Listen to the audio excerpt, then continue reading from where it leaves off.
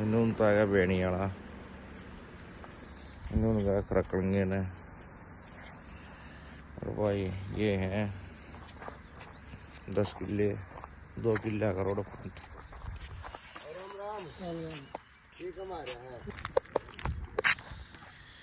2 किले ही पाटा भाई, 5-5 किले की दरता दरती पक्का है, खाड़ है, नहर का मीठा पानी है, खेत में ट्यूबवेल है, ईख बो रखे है, गेहूं बो रखे हैं, बहुत सतरी खेती खेड़ी है, साफ सुथरा सौदा है, 44 फटा रोड है,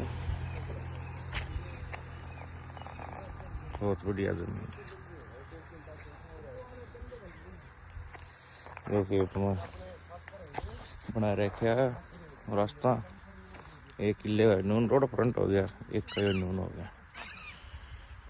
2 किले रोड फ्रंट, बहुत बढ़िया सतरा सौदा है।